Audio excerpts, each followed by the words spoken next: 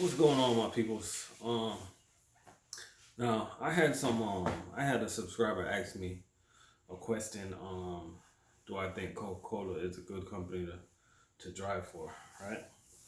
And today I'm gonna talk about some companies, man, that you might want to consider driving for that's local.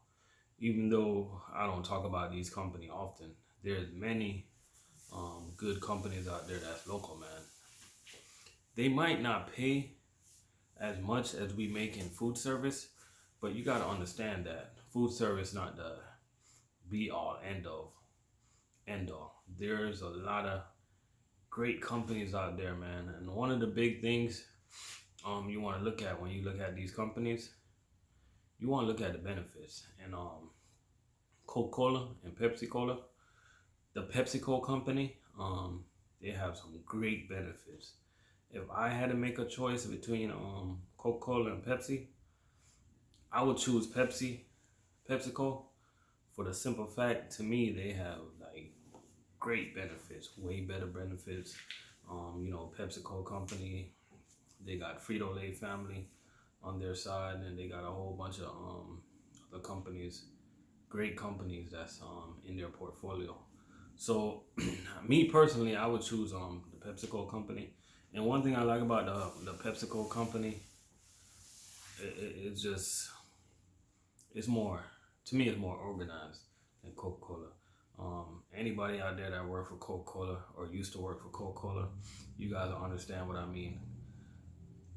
It's all location. It all depends on the location that you work for. Meaning that it's all confusing, man. Coca-Cola is like owned by a whole bunch of different independent family. You know what I mean? So you might see the Coca-Cola company in Florida with a different name than the Coca company in Georgia. It's all difficult. But anyways, man, the reason I'm bringing this up, man, because a subscriber asked me, do I think he should drive for Coca-Cola? And hey, go right ahead, man. It's a good job. I both worked for Coca-Cola and Pepsi in the past. One thing I can tell you, I was a salesman at Coca-Cola and for Pepsi way back in the days before I started driving trucking. And one thing I can tell you is that both of these companies have great benefits when it comes to 401k. The top of the line, they'll match you. I can't remember what percentage. Anybody that currently work for Coca-Cola or Pepsi, please feel free to put the your matching percent of your 401k right now. The benefits are great. I can't say the people is great because I don't know. I ain't been there in a long time. But any job you can work locally that you can have good benefits and a good 401k and some type of good retirement package. Most of these local companies, man, they got rid of the pension plan. So it's not a lot of companies out there that have a pension plan or even a profit sharing plan. So nowadays, you just got to take advantage of the 401k. And my advice to you, when it comes to 401k, is whatever your company is willing to match you up to, just take advantage of the full match. Meaning that if your company is willing to match you up to 5% dollar for dollar, that means that I would put at least 5% in my 401k. You know what I'm saying? Anything you want to put after that, that's your business. But to me, you're doing yourself a disservice by putting 2%. You're leaving 3% out there that could be matched. So I would do the whole 5%. You take advantage of the full match, man, and you never know, man. You stay there 10 years, you never know. Time go by fast. You stay there 5 years, 10 years, 15 years, out of sight, out of mind. By the time you get ready to retire, you have all that money sitting there. You know what I mean? The only reason I would touch that money is if you get ready to buy a house and you need to borrow some money for like a down payment or whatever. You can always borrow from your 401k. It's your money, so you can always borrow from it. Just make sure you pay it back. Just make sure you're not jumping from job to job. Job hoppers. one thing that's good for you job hoppers out there, you can kind of like bring your 401k with you. So if you're with a company, you you got 401k. If you decide to go to another company, just do your research, man, and you can transfer over your 401k without no penalty. You got to do that full research first. So back to my subscriber, man, that want to drive for Coca-Cola, man, go right ahead, man. It's not a bad company. It's not the work compared to food service. I would say it's different. I'm not gonna say it's easier, and I'm not gonna say it's harder. It's just different. And what makes it different is because most of the drivers that I see now these days, they have to make the deliveries, and some of the drivers they gotta stack the merchandise, meaning that they gotta stack it in the coolers.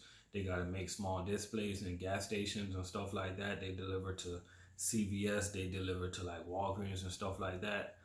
So it's kind of different because here in food service, we just drop that stuff off. We don't have to put it away or nothing like that. We just go inside the building and be like, yo, customers like, yo, like, where you want this stuff? And we just know three things in food service. We know freezer, cooler, dry.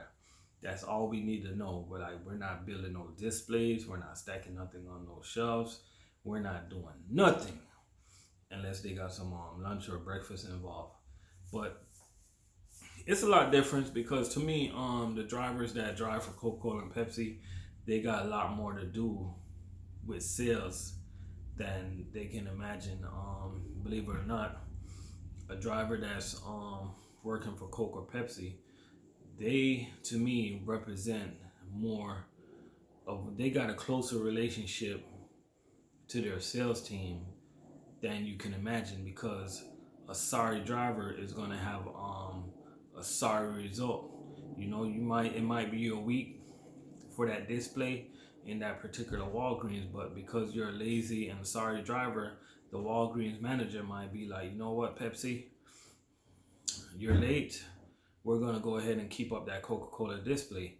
Even though in the contract it was supposed to be the Pepsi week, but because of your drivers, the way your driver is, Coca-Cola just got an advantage to keep their display up another week, even though their display doesn't have that sales week. But you gotta understand, in these little stores like CVS and Walgreens, display sells. You know what I mean? So you can't just have a driver that just drive, if you know what I mean. To me, a driver have more to do with the sales in Pepsi and Coke than we do in food service. We got an impact in sales somewhat, but the problem in food service is that connection that I think the salespeople need to have with the drivers is not there. I try to have that connection because I think like a salesman, because I got sales experience. Even though it's a long time ago, I do got sales experience, so I think like a salesman.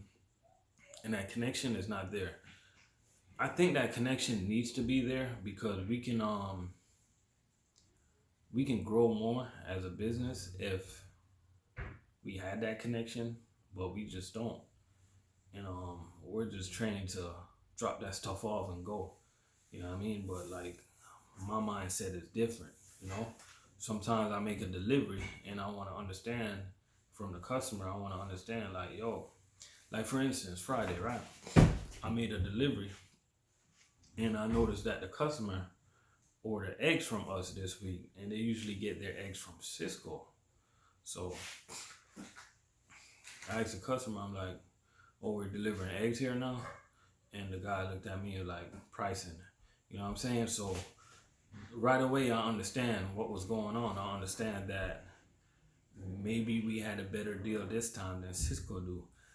I call them like a smart buyer. You have smart buyers and you have buyers that just order to order. They're a smart buyer. They buy in bulk and they always go for the best prices. So it don't matter what company it is. It could be US Food, Cisco, GFS, any company. They're shopping for the best price all the time. Where the driver comes in, if a driver is offering good service, he can always that can always make the customer make a better a decision between picking between like a Coca or a Cisco. You know what I'm saying? So that pick sometimes ultimately depends on the driver, because let's just say I own a restaurant and I got a Cisco driver that delivers to me. Every time he comes, he got a bad attitude, right? And then I got a U.S. food driver. He comes, hey, good morning, sir. How you doing? Everything all right? And nice attitude. Hey, where you want this stuff? And you know what I'm saying? It's like, freezer over there. You can leave the cooler outside. We're gonna put it up right away. You can leave the dry products over there. But then you kind of like observing the customer. You kind of like noticing when you put the dry product right there, he always order a bunch of oil, and they take the oil over there. So you know, as a driver, you like start making delivery, and you notice little stuff. So you start separating the oil for them. Sometimes, not all the time, a customer will make you, if they're gonna have the same driver, sometimes, but not all the times, they'll make you an exclusive delivery, meaning that they just want to deal with your company because of the driver.